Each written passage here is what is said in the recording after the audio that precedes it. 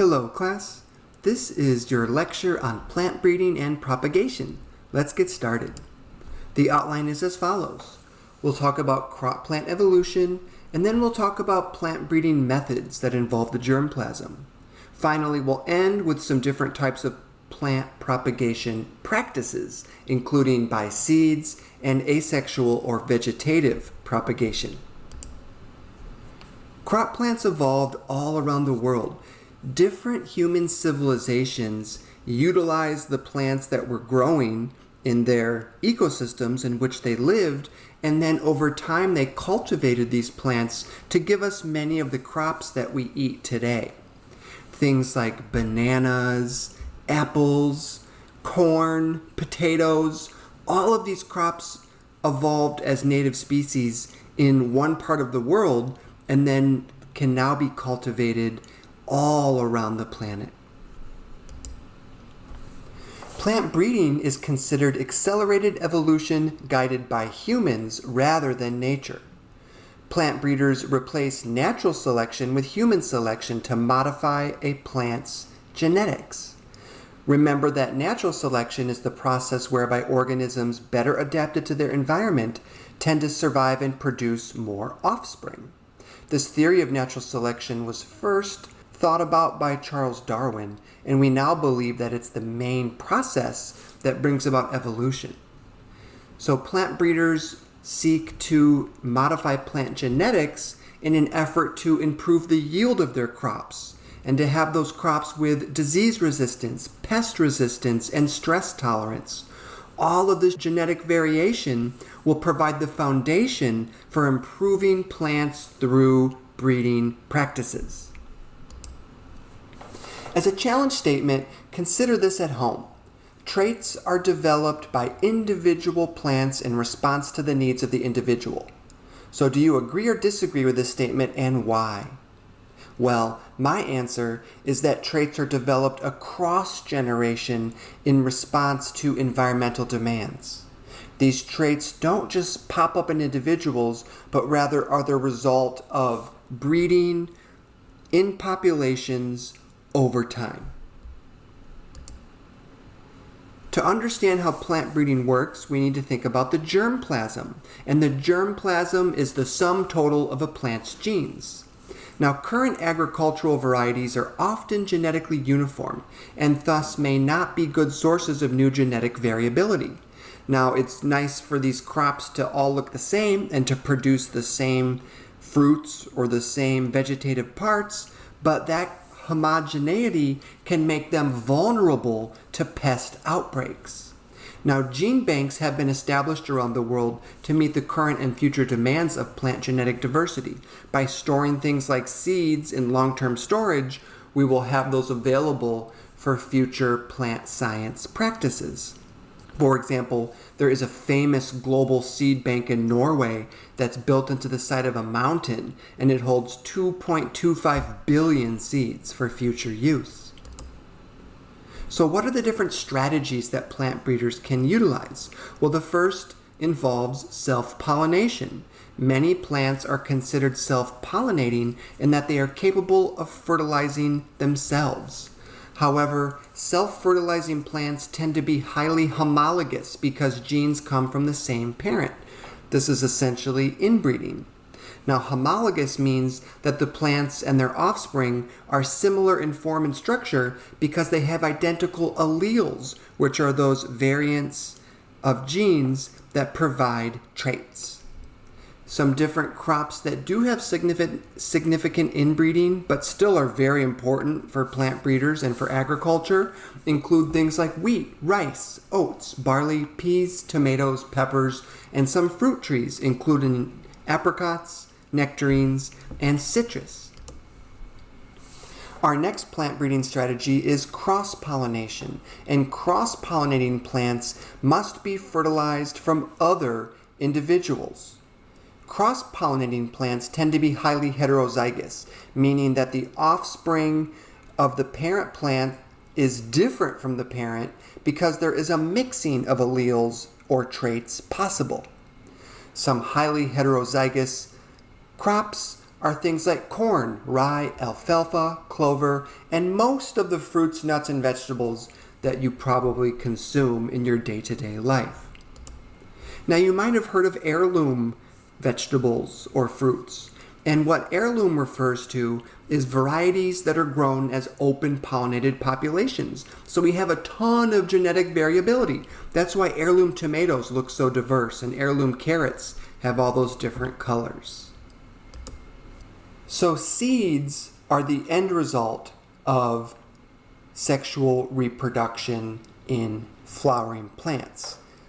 Other organisms that produce seeds include things like the gymnosperms, which is the conifers that includes things like pine trees and redwood trees. Now, these seeds are important because the seeds contain an embryo which can then grow up into the next generation of the plant. And breeders can take these mature seeds, harvest them, and store them in a controlled environment. Seed viability is best when the seeds are maintained in a cool, dry storage. In preparation for planting, the seeds usually are coated with a protectant, such as a fungicide, that will help inhibit any fungal growth so that the seed will have a better chance to get established. And then the seeds are planted in a suitable bed material, which is usually a good moist soil, and that water will then soak into the seeds, which means that the seeds are imbibing the water. However, it can't be too wet. If the soil isn't dry enough, then there won't be suitable oxygen for those seeds to grow. Water, oxygen, and the correct temperature are the three things that are required for all seeds to germinate. Interestingly, light is not required for most seeds to grow. Next up is asexual plant propagation. And asexual propagation is the best way to maintain some of our major crop species, particularly if we have an individual that best represents that species. When you go to the grocery store and you see a Bartlett pear or you see a red delicious apple, they all look the same for the most part, and that's because plant breeders were able to produce trees that made that prime fruit, and then over many decades or even hundreds of years, we can keep asexually propagating from that original parent tree. Clones are what these groups of plants are called, that are identical to their parent originating from hundreds of years ago. So what are the methods of propagation that a plant breeder can use? Well, there are major methods of asexual or vegetative propagation, and that includes cuttings, layering, grafting, and division. Let's take a look at these. So what are the materials needed to do asexual propagation? Well, you need your plant material, and that usually involves cuttings from the stems, the leaves, the roots, or the bulbs. When you are making any cuts on your plant, it must be sanitized with alcohol or bleach. You need a rooting hormone with a fungicide in order to best get the result that you want. And then you need some type of medium to put the cuttings into, which is usually a mix of coarse sand, vermiculite, peat moss, and potting soil. And of course, you need water because those plants are going to need to be moist in order to grow roots. So propagation by cutting is probably the most common method because when you cut the stem off of some plants, it's going to produce adventitious roots. And then you can plant that cutting into the soil. How does this work? Well, cells near the wound site must dedifferentiate and create a new meristematic region, which is a tissue containing undifferentiated cells.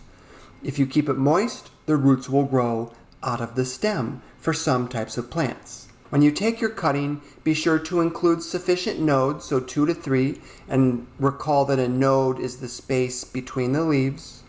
You also want to keep your cuttings warm, and if you introduce a hormone such as auxin, it can accelerate the root formation.